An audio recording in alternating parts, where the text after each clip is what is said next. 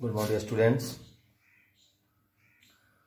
Gayatri Vidya Mandir senior secondary school Sanchore के YouTube channel पे आपका एक बार पुनः स्वागत है। जैसा कि आपको पता है, हम 11th क्लास सब्जेक्ट इंग्लिश का जो ग्रामेटिकल पोर्शन है उसको लर्न कर रहे हैं,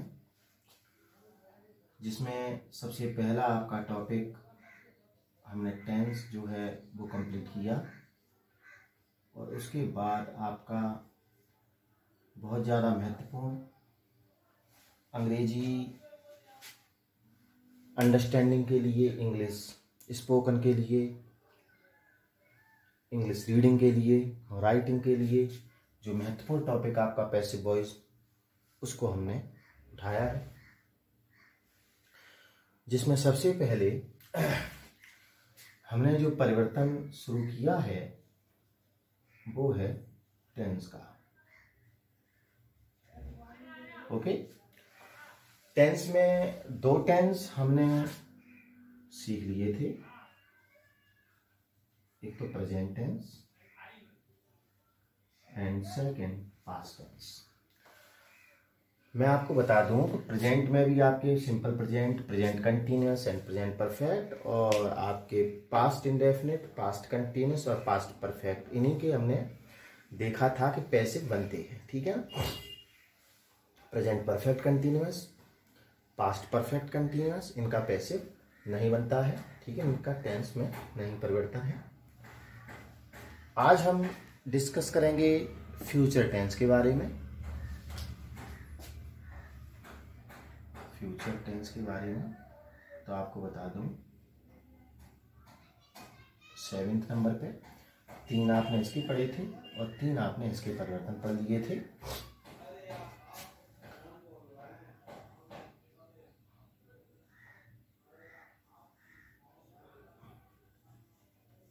फ्यूचर,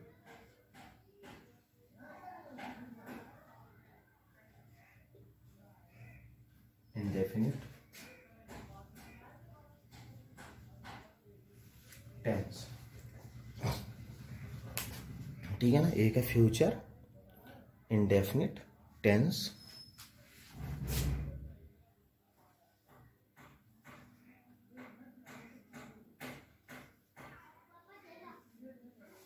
एक सेकेंड,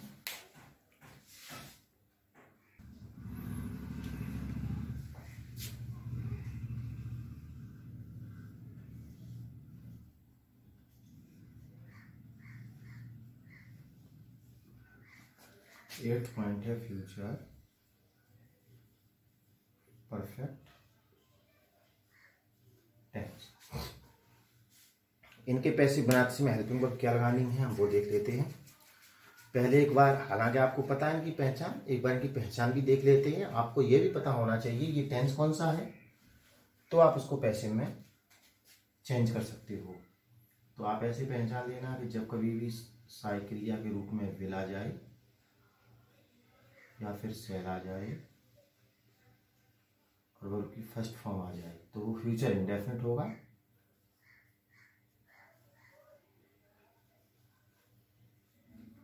कभी भी जब विल हैव आ गया या सेल हैव आ गया और प्लस वर्ब की थर्ड फॉर्म आ गई तो वो फ्यूचर परफेक्ट टेंस होगा। ठीक है, इनको ऐसे में बदल के क्या हेल्पिंग वर्ब लगाते हैं हम वो देख लेते हैं। इसको हम रफ किए देते हैं, साफ कर देते हैं इसको। जब कभी विल या सेल आता है वर्ब की फर्स्ट फॉर्म तो आपको पता है कि वो फ्यूचर इंडेफिनिट टेंस है।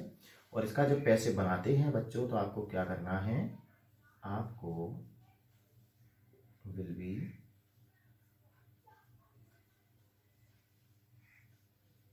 मतलब बी और लगाना है, विल के साथ भी, सेल के साथ भी, और as you know third form will be use, third form will be used in passive voice. तो तीसरी फॉर्म तो यूज होनी है तो वो तो आपको पता ही है। तो विल बी के साथ थर्ड फॉर्म, सेल बी के साथ थर्ड फॉर्म। अब आती है बात विल हैव और सेल हैव की।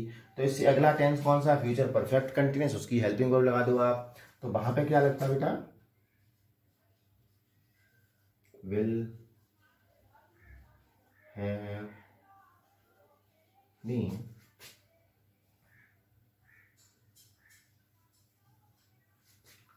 shall have been और प्लस वर्ब की थर्ड फॉर्म हो गए। ये हो गया आपका, ये फ्यूचर इंडेफिनिट, ये future perfect tense. Future continuous का पैसिव नहीं बनता है, जैसे कि present perfect continuous, past perfect continuous, future continuous और फ्यूचर परफेक्ट कंटिन्यूस। इनके हम कुछ एग्जांपल पहले देखते हैं।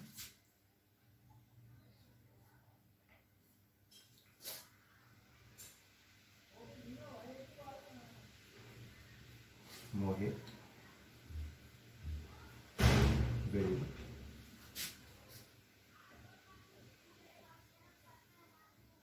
call me.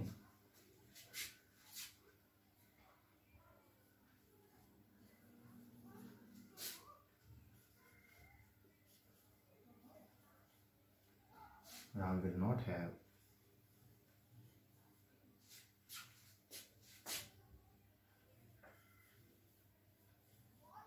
help us.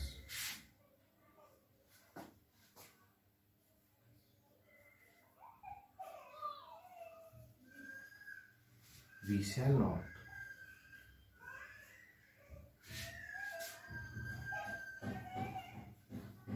take tea.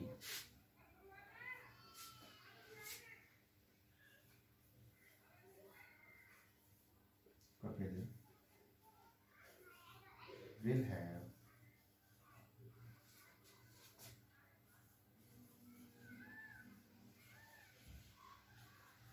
plucked the flowers. Okay, अब ये सेंटेंस आपके सामने लिखे हैं। ये चारों ही सेंटेंस जो हैं आपके फ्यूचर टेंस के ही हैं। इसमें 2 सेंटेंस आपके फ्यूचर इंडेफिनिट टेंस में हैं और उसके अलावा 2 सेंटेंस जो हैं आपके फ्यूचर परफेक्ट टेंस में। ठीक है, पैसे बनाते समय इस हेल्पिंग वर्ब का यूज करना है। फिर से बता देता हूँ, ये पोर्शन जो यहाँ पे लिखा है ये एक्टिव में दे रखा होगा। जब इसको आप पैसिव करेंगे तो आपको ये वाली हेल्पिंग वर्ब लगानी है। ठीक है, ये एक्टिव और उस तरफ आपका पैसिव। मोहित विल कॉल मी, यहाँ पे आप देखेंगे कि आपका ऑब्जेक्ट क्या है। ऑब्जेक्ट है आपका मी। तो आपको मैंने चार्ट एक बार बनवाया था, आपको याद होगा। मैंने कहा था कि जब किसी सेंटेंस में दोनों ही तरफ यानी कर्ता तथा कर्म यानी सब्जेक्ट और ऑब्जेक्ट दोनों ही अगर प्रोनाउन फॉर्म में दे रखे हैं तो उनको किस प्रकार से बदलते हैं। तो मी को जब बदलोगे बच्चों तो यहाँ पे क्या हो जाएगा, आई। अब देखना यहाँ पे अभी तो विल का प्रयोग हुआ है, विल आया है यानी कि फ्यूचर इंडेफिनिट हो गया। फ्यूचर इंडेफिनिट हो गया तो आपको पता है कि फ्यूचर इंडेफिनिट का जब भी पैसिव बनाओगे तो या तो विल बी का प्रयोग करोगे या फिर शैल बी का प्रयोग करोगे। आपको टेंस पढ़ाया है तो ये तो अच्छी तरह पता चल ही गया होगा कि शैल का प्रयोग जो है वो केवल आई तथा वी के साथ होता है और यहाँ पे आपका जो सब्जेक्ट है बच्चों वो क्या है, आई है। तो हम यहाँ पे किसका प्रयोग कर दें, शैल का प्रयोग कर दें। शैल का कर दिया, उसके बाद क्या है अभी बी है, तो यहाँ पे हमने बी का प्रयोग भी कर दिया। आई शैल बी, सही से लिख देता हूँ, आई शैल बी, कॉल की थर्ड फॉर्म लगा दो आप, आई शैल बी कॉल्ड, प्रीपोजिशन लगा दो बाय। मोहित जो है वो आपका प्रोनाउन नहीं है, क्या है बच्चों, नाउन है। और नाउन जो होगा उसको बिल्कुल वैसा ही आपको लिखना होता है। तो आप लिख दिया I shall be called by Mohit. Okay, next क्या है, Ram will not have help us. समझने का प्रयास करें आप। Ram will not have helped us, आपका जो ऑब्जेक्ट है वो क्या है, अस है। आपका सब्जेक्ट राम है और विल हैव आ गया है, इसका मतलब टेंस आपका फ्यूचर परफेक्ट है।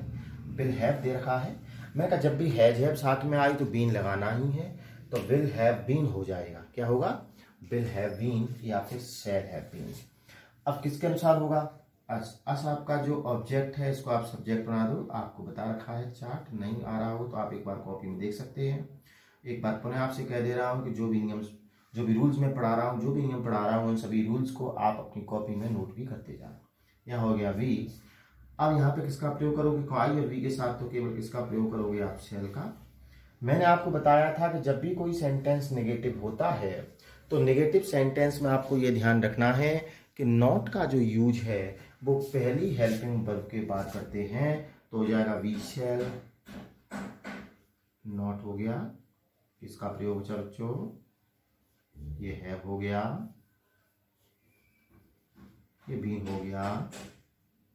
We shall not have been. अब देखो यहाँ पे मैंने पहले कह दिया कि आपका परफेक्ट कोई भी होगा हमेशा वर्ब की थर्ड फॉर्म ही आती है और पैसे में भी थर्ड फॉर्म लगनी है। तो यहाँ पे क्या हो गया, ये हो गया हेल्प्ड और प्रीपोजिशन हो गया बाई और उसके बाद लिखा राम। चूंकि एक नाउन है तो उसमें कोई परिवर्तन न करते हुए हम क्या लिखेंगे, राम। ओके, दोनों सेंटेंस आपको समझ में आए होंगे बहुत ही धैर्य के साथ, ठीक है। उसे समझने का प्रयास करें।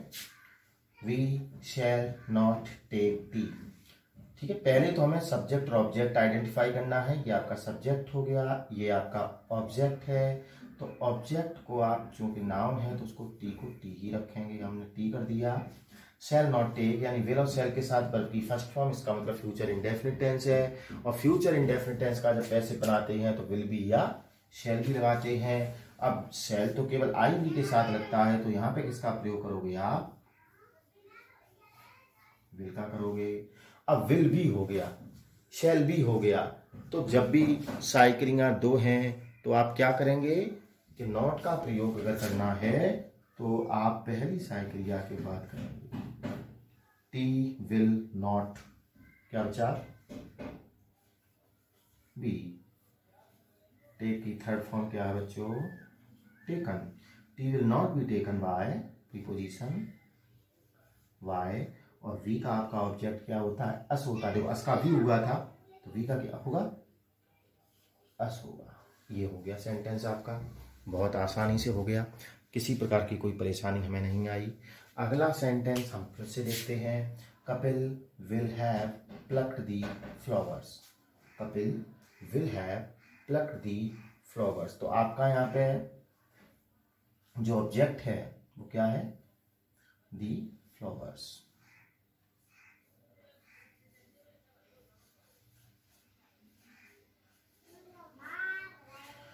अब यहाँ पे फ्लावर्स के अनुसार भी हेल्पिंग वर्ब लगेगी, विल हैव, ठीक है। विल हैव साथ में क्या जोड़ना है, been.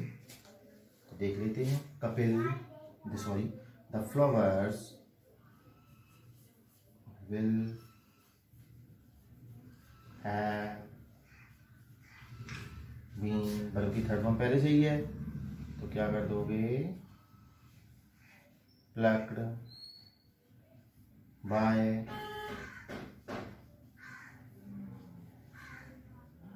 Kapil. The flowers will have been plucked by Kapil, ठीक है। ये आपका सेंटेंस हो गया। एक तो फ्यूचर इंडेफिनिट के कुछ सेंटेंस और कुछ हैं आपके फ्यूचर परफेक्ट टेंस के सेंटेंस हैं। इससे पहले प्रेजेंट के जो भी थे और पास्ट के, उनको हमने पिछले वीडियो में डिस्कस किया हुआ था। एक बार इसका आप स्क्रीनशॉट ले लें। उसके बाद आपको ये भी बता देते हैं कि कौन से ऐसे टेंसेज हैं जिनका पैसिव वॉइस नहीं बनता है, ठीक है। उनको भी नोट करना आवश्यक है।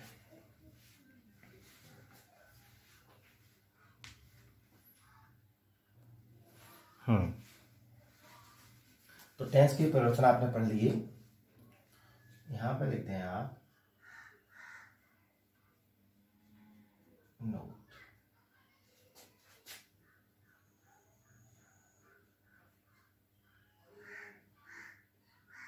निम्नलिखित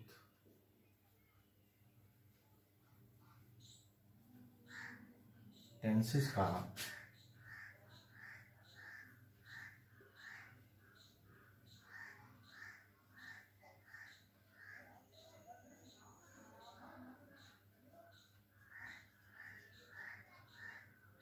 निम्नलिखित टेंसेस का पैसिव वॉइस नहीं बनता है, पैसिव, ठीक है। कौन कौन सा है वो लिख लो।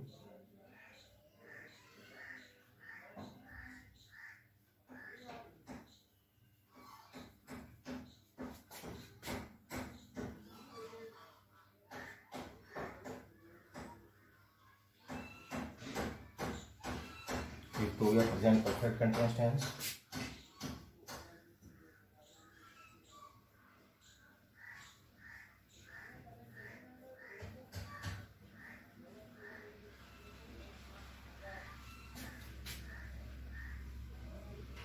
एक हो गया पास्ट परफेक्ट कंटीन्यूअस टेंस,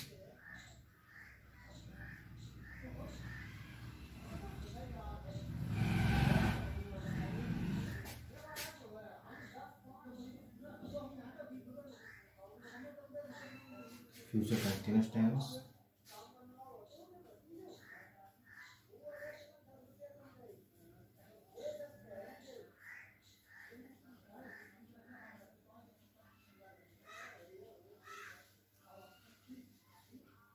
ये हो गया फ्यूचर परफेक्ट कंटीन्यूअस टेंस। ये चार जो टेंस हैं इनके पैसिव वॉइस आपके नहीं बनते हैं। और 8 के आपने पढ़ लिए, present indefinite tense, present continuous tense, present perfect 3 हो गए, past indefinite, past continuous, past perfect 6 हो गए, फ्यूचर इंडेफिनिट और फ्यूचर परफेक्ट टोटल कितना हो गए 8। यानी 8 को तो कन्वर्ट हम करते हैं लेकिन इन 4 टेंसेस का पैसिव वॉइस नहीं बनता है, तो इनको भी नोट करना बेहद जरूरी है। तो आज हमने जो टेंस के सभी टॉपिक थे वो कंप्लीट कर दिए हैं।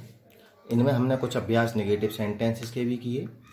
एक अगला वीडियो जो है आपके लिए केवल एक एक्सरसाइज के लिए, जो कि टेंस जितने भी हमने पढ़े हैं, आपसे मैं चाहूँगा कि आप उन सभी टेंसेस को याद कर लें कि कौन से टेंस को कन्वर्ट करके हेल्पिंग वर्ब क्या लगती है, आप याद कर लें, जिससे कि अगले जो आपका वीडियो होगा उस अगले वीडियो में हम इन टेंसेस के परिवर्तन का एक एक्सरसाइज सेट जो है वो लगाएंगे। ठीक है, तब तक आप पढ़ते रहें, स्वस्थ रहें, सुरक्षित रहें। धन्यवाद।